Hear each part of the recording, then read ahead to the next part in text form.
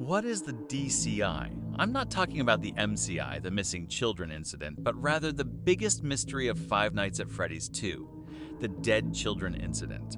There are thousands of explanations regarding what it is, when it happened, and whether it actually happened at all. A portion of the community links the DCI to one of two things: a misunderstanding on our part or poor execution by Scott. For them, the DCI is meant to represent the MCI. However, I hate this theory and believe I have sufficient evidence to state with certainty that it is false and has been disproven. That said, what is the DCI? Well, the dead children incident took place in 1987 at Freddy Fazbear's Pizza, the same location featured in Five Nights at Freddy's 2. We witnessed this event in the Save Them minigame where we control Freddy and roam the pizzeria from the second game. We can infer this location by comparing the minigame map to the security camera layout. In the minigame, Freddy follows the puppet animatronic, wandering the map until he encounters the bodies of children left in the camera's blind spots. Notably, while 5 bodies can be found, there are 6 pools of blood, including one beneath the puppet's box.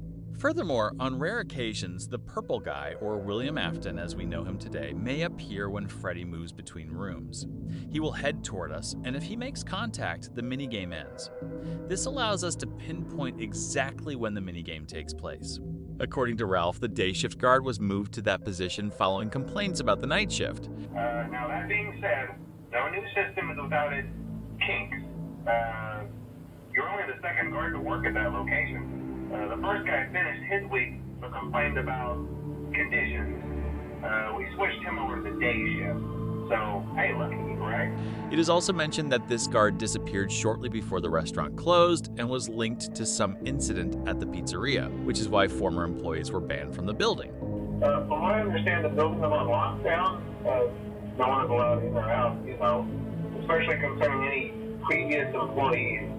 This suggests that the day shift guard is actually William. Given that the Save Them minigame clearly takes place at night, it is safe to conclude that it occurs during the week before our protagonist, Jeremy, takes the night shift job and replaces William. With that in mind, the DCI took place the week before the restaurant closed. That's the first mystery solved.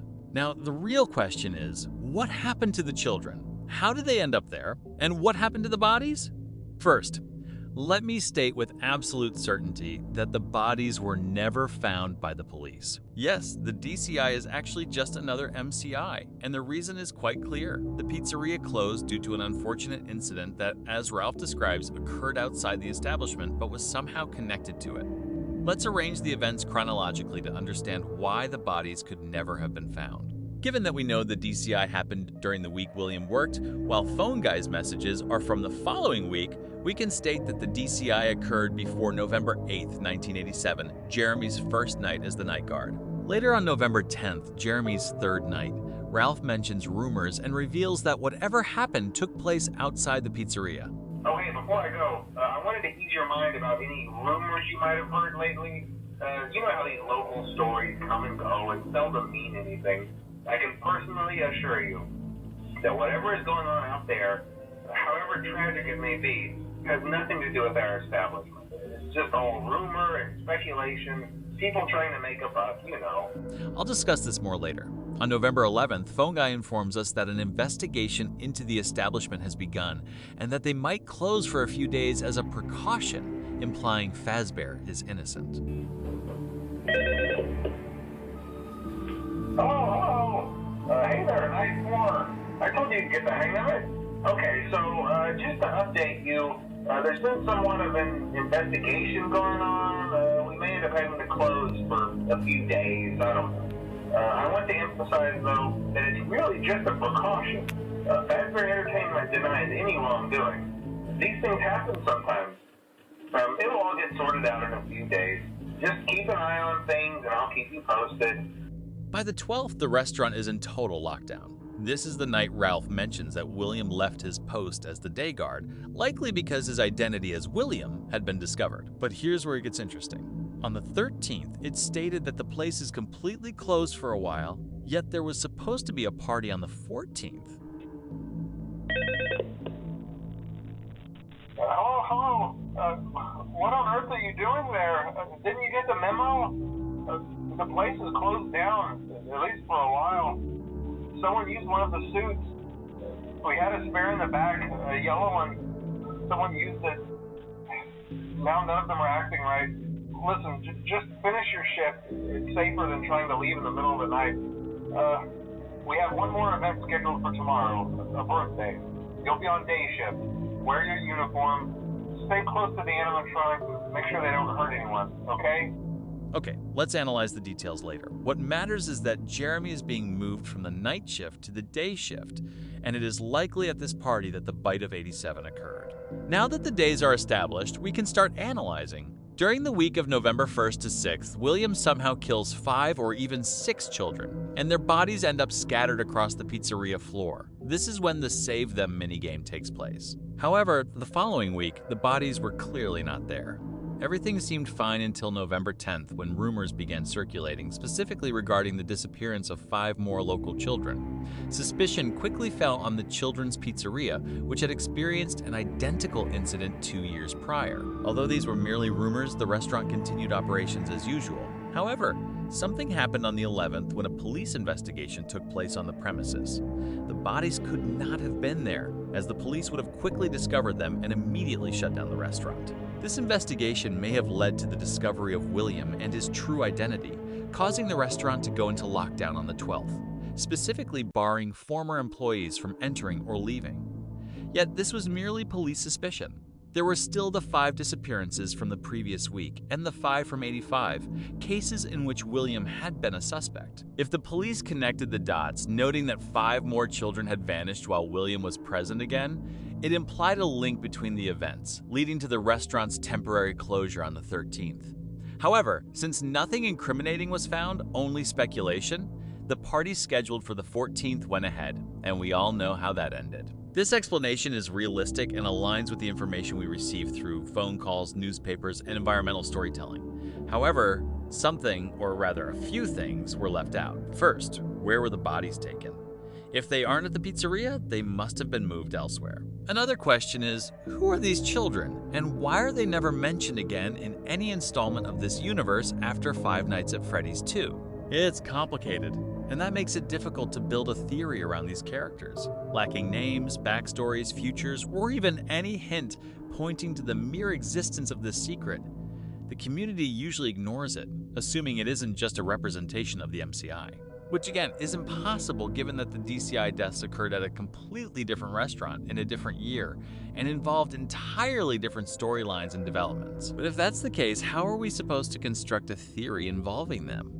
Well, there is only one place where a connection is even vaguely possible: Midnight Motorist. And I know, this minigame is a massive headache, and this video isn't the place to discuss it in depth. I'd rather wait to do a more comprehensive analysis. So, to keep things dynamic and simple, I won't try to explain every detail. Instead, I'll present my interpretation and tie it into my theory at the end. In Midnight Motorist, we don't control William. The purple card doesn't imply we're the purple guy, because guess what? We aren't purple. If Scott had wanted us to realize we were playing as William, he would have made the sprite purple. Simple as that. Furthermore, the Immortal and the Restless, which is clearly a metaphor for William and his wife, mentions that the purple car is a rental. It doesn't actually belong to William, meaning the car could simply have a new owner now. Clara, it's not my baby! Vlad, you suck. Wait, was that a vampire joke?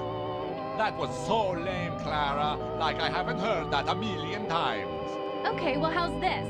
I'm taking the car. The joke's on you, it's a rental. On top of that, the house's layout is completely different from the one in the Five Nights at Freddy's 4 gameplay, as well as the house seen in that game's minigames. Unless the Afton family owns 3 or more houses, it can't be the same one. Again, if Scott had wanted us to associate William with the Mustard Man, the house would have needed to be identical, or at least somewhat similar. Finally, the music in the minigame, Smashing Windshields, runs at exactly 187 BPM. What is a rather interesting number to add in a game where his first mystery was in 1987. With that, my theory, and again, you can disagree with it, is that the Midnight Motorist happens in 1987 and tells the story of one of the families of the DCI. Why do I say this? Again, regarding Phone Guy. He mentions that all the bad things happening in 1987 occur outside the establishment. Unlike the 1985 incidents, the disappearances didn't happen at Freddy's, but rather in the city, though they were somehow linked to Freddy's. It all makes sense when we consider that the mustard man we control in Midnight Motorist knows where his son went. This reveals it isn't the first time the boy has run off to Freddy's. Connecting this to the animatronic footprints outside the house, the father could have quickly spoken to the police, who, having previously lacked leads, now had a suspicion. It wasn't enough to close the restaurant, but it was enough to launch an investigation, just like the one that took place on November 11th. Now, questions arise about Midnight Motorist. What is Junior's? It's simply a bar. That's the only explanation for having a bouncer outside at midnight, as the game indicates. It isn't a Freddy's location. Another big question is, whose are those mysterious footprints outside? Well, I have a theory. The simplest, most basic explanation is that they belong to Spring Bonnie, the suit William would use to lure the child. However, I have a different take.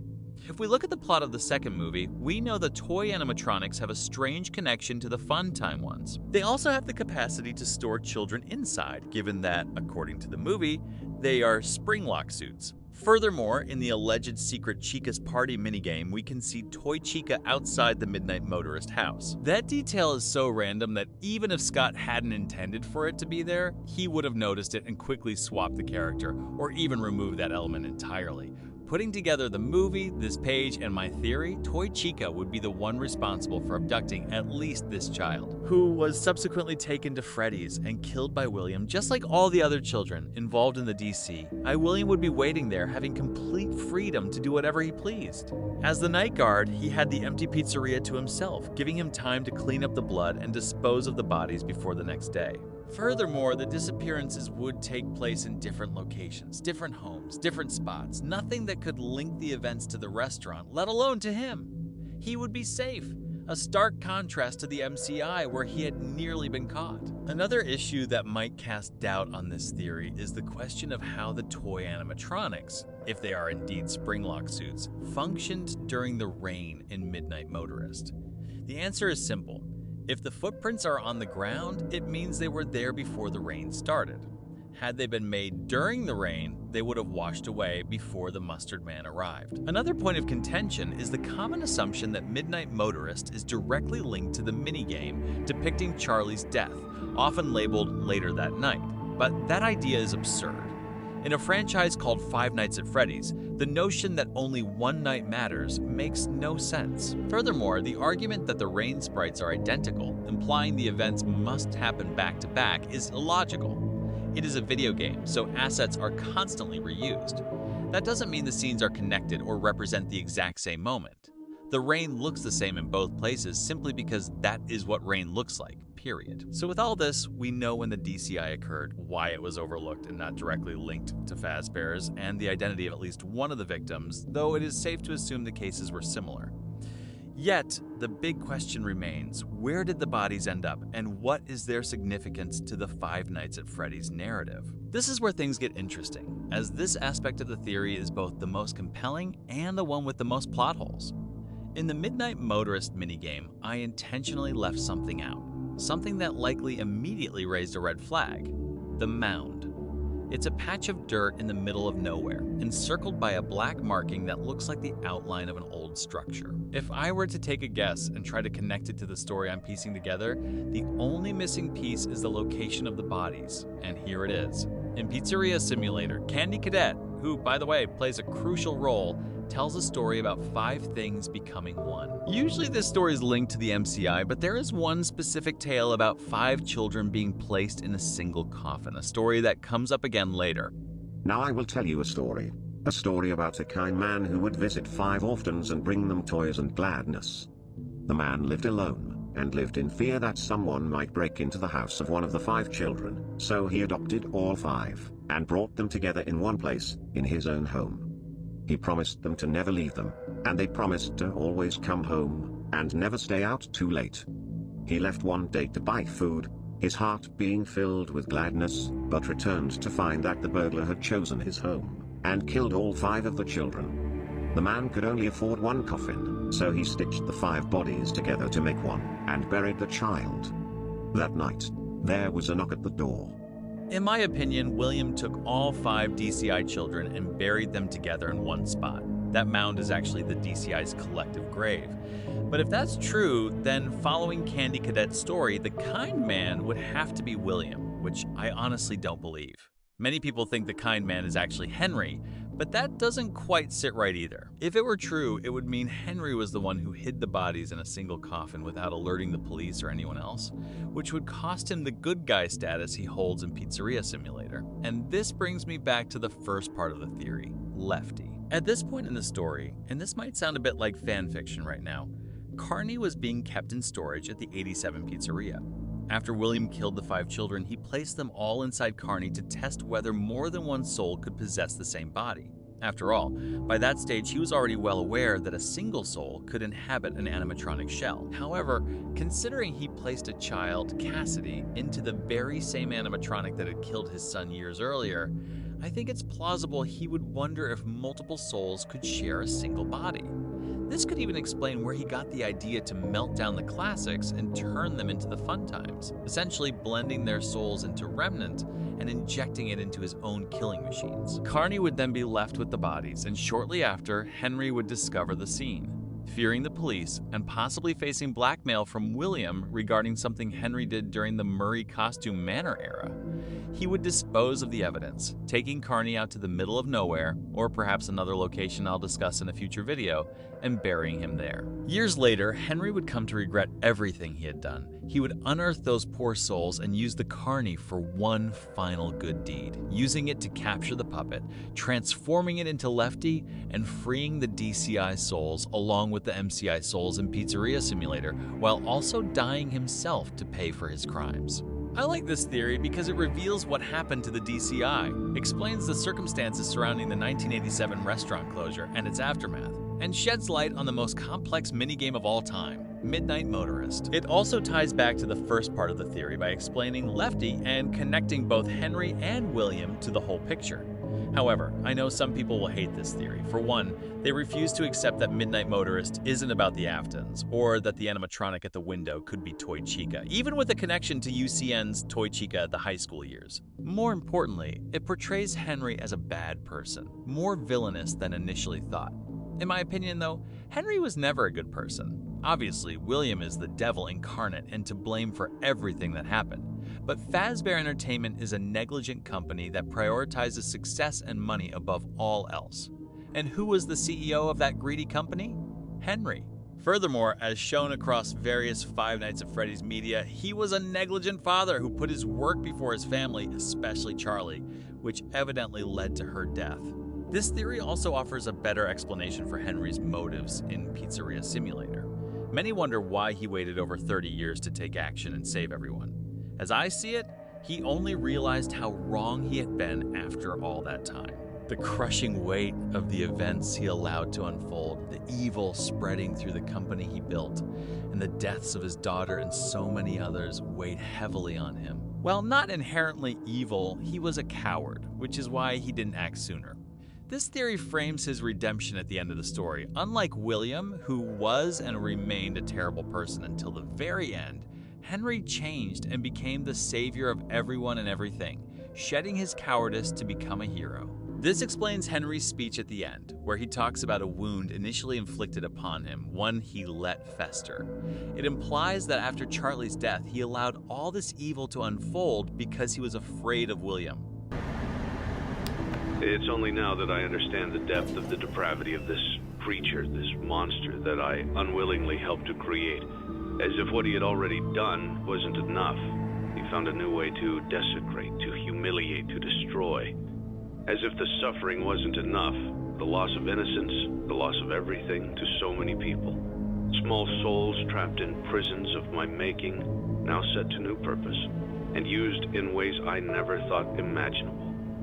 He lured them all back to a familiar place, back with familiar tricks. He brought them all together. Are they still aware? I hope not. It keeps me awake at night. I could make myself sleep, but not yet. Not until I undo what he has done and heal this wound. A wound first inflicted on me, but then one that I let bleed out to cause all of this. I love this narrative and think it fits perfectly with the game's lore. Now, with Secrets of the Mimic and the alleged blackmail William held over Henry after he revealed the Mimic's existence, this theory is only reinforced. At the end, it's just a theory. I hope you like and enjoy, and again, see you next time.